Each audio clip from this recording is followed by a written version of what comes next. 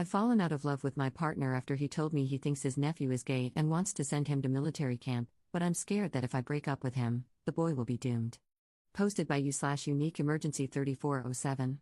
4 years ago, I, 35F, met Bob, 40M. Bob had recently become the guardian of his nephew Ben after the death of Ben's parents in a car accident.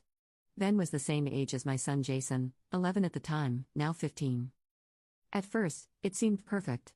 I was over the moon to have found a man who wasn't put off by the prospect of taking on a soon-to-be teenage stepson. Jason's father is not in the picture. Despite having very different personalities, the boys got along from the beginning, so Bob and Ben moved into my house in less than a year. Ben was always a quieter, more creative kid, whereas Jason is more athletic and boisterous. From the start, I got the sense that Bob understood Jason's way of being more than he did Ben's.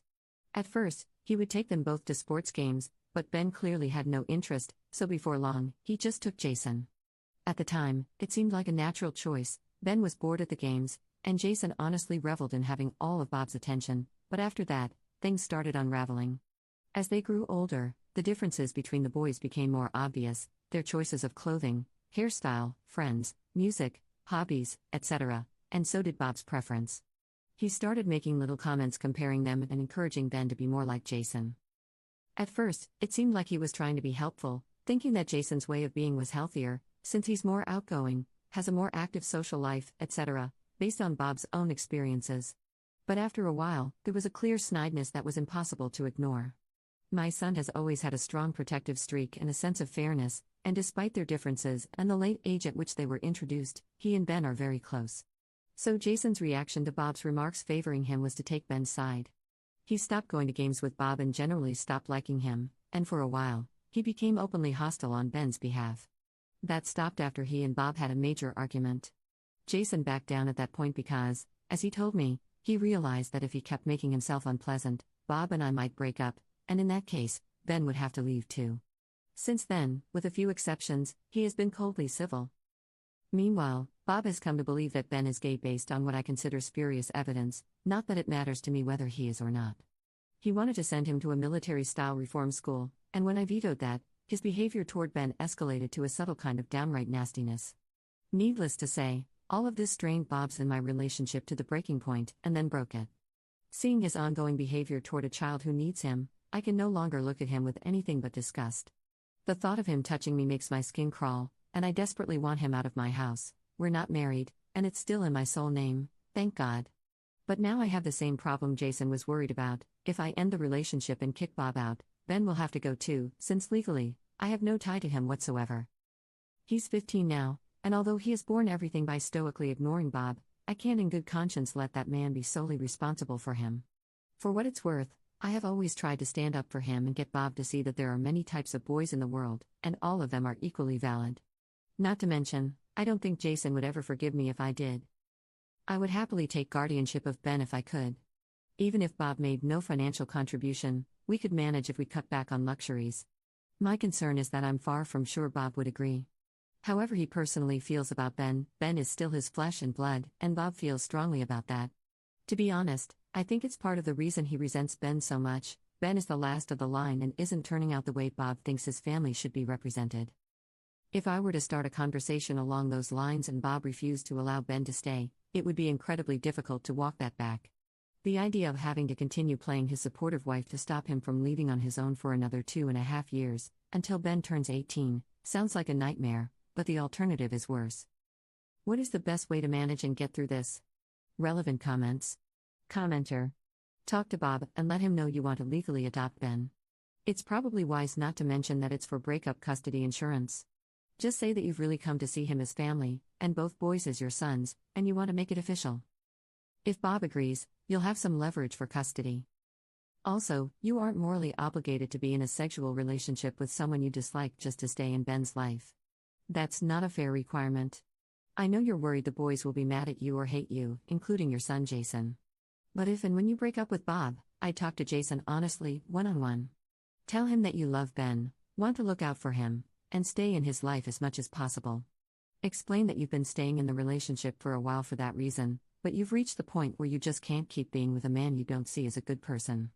I would hope that Jason, who you say is naturally protective, will understand and be protective of you, his own mother, if you show him your feelings and good intentions, rather than condemn you for not sacrificing yourself. I very much doubt your son would expect that of you. None of us expect that of you. As for Ben, if you break up and Bob won't allow you any custody, talk to Ben about it. Tell him you love him, see him as a son, and that the way Bob treats him is wrong, and why you don't respect Bob. Make sure Ben knows he has done nothing wrong and that you very much want to stay a part of his life. Let him know you will try to do so as much as Bob allows, but given the current situation, things are uncertain. You'll be talking to a lawyer. And if nothing else, Ben should know that he's always welcome to move back in the minute he turns 18. Ops response. Thank you for saying that. You are right, I know Jason would understand if I explained it to him. I think my real problem is that if something happened to Ben, I would have a hard time forgiving myself. At the moment, I'm hoping it won't come to either of those situations. The comments here have given me some hope, and I am going to speak to a lawyer about our options. Update 1 month 1 week later. Hi again, everyone. I posted about my family problem about a month ago and was bowled over by the number of kind and extremely helpful comments I received. Someone requested an update, so I'm posting now to share what's happened since. To be honest, it's also to unburden myself. The boys are really sweet, but I obviously can't talk to them about these things, and there aren't many people in my life with whom I feel comfortable sharing all the details. I suppose I'm embarrassed. The week after my original post, I met with a family lawyer I know to go over my options. I actually wrote down the legal suggestions posted here to discuss with her, but unfortunately, after going over each one, along with several others in detail, we had to conclude that while some might technically be feasible, they would either take too long to be practical or require things from Bob or Ben that, for various reasons, were not ideal. Following the meeting, I spent some time reflecting and decided to take a long, hard look at our finances to see what might be affordable as a compromise, such as sending Ben to a good boarding school and paying tuition upfront so that if I later left Bob, it would be easier and cheaper for him to keep Ben there rather than move him to a different school. Anyway, I went over our financial records with a fine-tooth comb, and that's when I discovered that Bob had been cheating on me for the entirety of our relationship. It turns out that, prior to Ben's parents' death, Bob had been about to move in with another woman. This woman didn't want kids, so when Bob was suddenly faced with taking custody of Ben or seeing him placed in foster care, she made it clear she would not be involved. For the record, I can't say I blame her, I love my boys with all my heart, but asking someone who never wanted kids to parent a bereaved 11-year-old she has never met is not in anyone's best interests, in my opinion. When I confronted him about the affair, he didn't even attempt to deny it. He seemed ashamed and just asked what happened next. So I told him that next, he was going to get his stuff and get out of my house, but first, he had to ask Ben if he wanted to go or stay because it wouldn't be fair to disrupt the poor kid's life any further. Ben quickly said he preferred to stay, and Bob seemed, frankly, relieved. He moved out that weekend, and I haven't seen him since. We've been in touch by text to discuss financial arrangements, though, and last week he sent me money to cover Ben's basic expenses, nothing close to child support, but under the circumstances, I'll take it and be glad.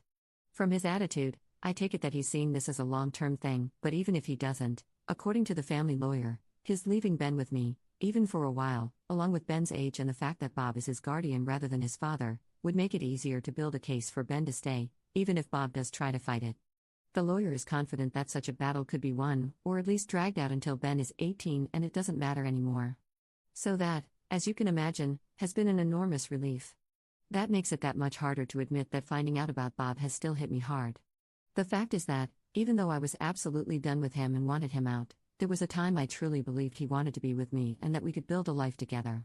I knew our relationship wasn't a romance for the ages or anything like that, but it was by far the best I'd had since before my son was born, and I really thought we cared for and valued one another. Now I realize that all he ever wanted from me was a mother for Ben. He as good as admitted it, and in retrospect, it makes complete sense. That's why he never wanted to get married or buy into my house, even though I offered, though now, of course, I am grateful, because he wanted to make it as easy as possible to split from me once Ben was old enough to no longer require my services. I think it might even explain why he was so hard on Ben and grasping at straws for a reason to send him away. I never expected it of him based on what else I knew, or I never would have been with him, but if he was blaming Ben for getting in the way of his life and simultaneously feeling guilty for it, that could turn a mild-mannered person mean, I think.